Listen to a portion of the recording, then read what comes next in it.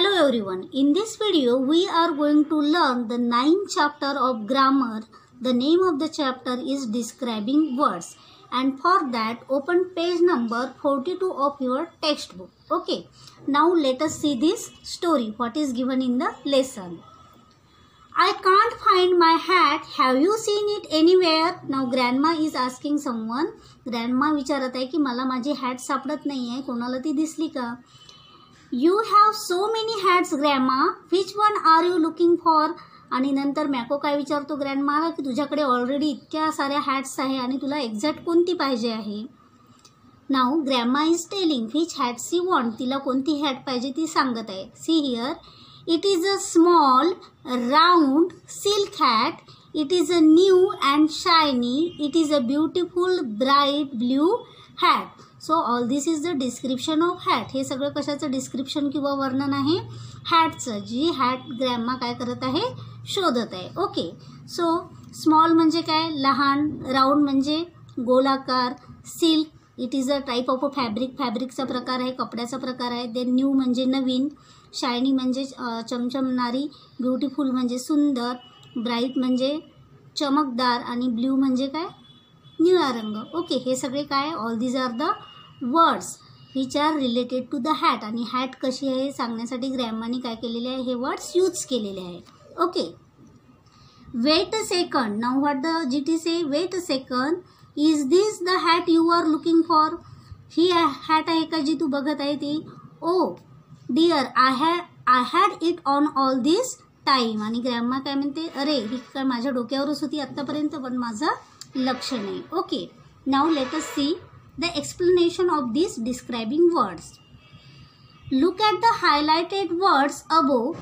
Grandma uses these words to tell us more about her hat. आता या ब्रॅकेटमध्ये जे काही तुम्हाला वर्ड्स दिसत आहे या क्लाउडमध्ये, ते ग्रॅन्माने कशासाठी यूज केलेले आहे? जे काही बोल्ड वर्ड्स आहेत, small, round, silk, new, shiny, beautiful and bright and blue, हे सर्व वर्ड्स ग्रॅन्माने कशासाठी यूज केलेलं आहे?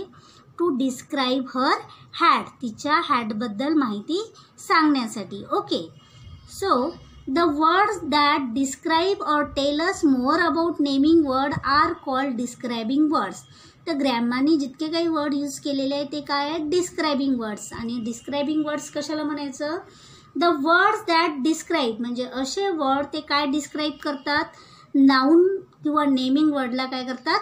डिस्क्राईब करतात. Naming word means what? Name of a person, place और अ थिंग, त्याला नेमिंग वर्ड म्हणतात. मग या नेमिंग वर्डला डिस्क्राईब करणारे जे शब्द आहेत किंवा जे वर्ड आहे त्याला काय म्हणायचं आहे? They are called as describing words. Describe करणे म्हणजे काय? त्याचं वर्णन करणे किंवा त्याच्याबद्दल अधिक माहिती देणे. Okay,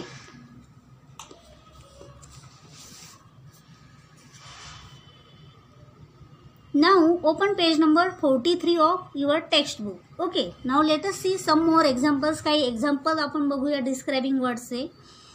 Number 1, a tall boy. Now how is the boy? Tall. Boy कसा आहे? Tall आहे. तर मग इथं जे आहे boy is the naming word. It is a person आणि personला describe करणारा word आहे tall. See the second word, a small room. How is the room? Small. Room कशी आहे? Small आहे.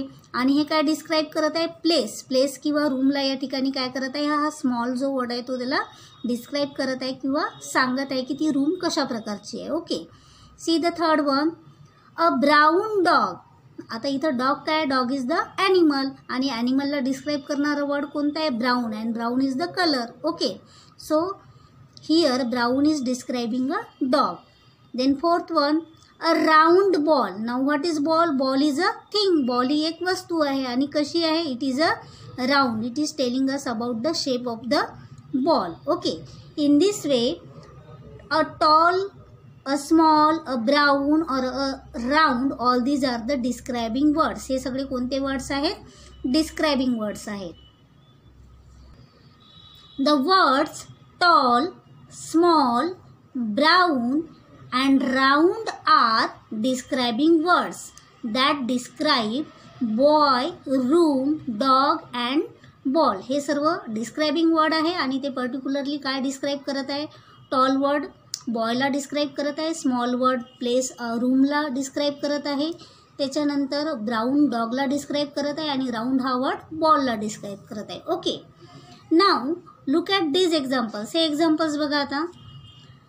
अ tall boy and a short boy. इथं picture बघा, you can see this is a tall boy and this is a short boy. So here a tall and a short, these two are the describing words. They are describing the boys. The boys la describe करत आहे. See the second one, a fat cat and a thin cat. In the picture see, this is a fat cat and this is a thin cat.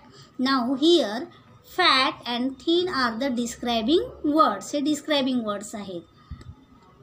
Then green leaves and yellow mango. Now see here in the picture, these are the green leaves and this is a yellow mango. So here green and yellow are the describing words. Green is describing leaves and yellow is describing the mango. Okay, and remember one thing, एक गोष्ट लक्षात ठेवायची आहे ती ही की numbers and colors are also describing words.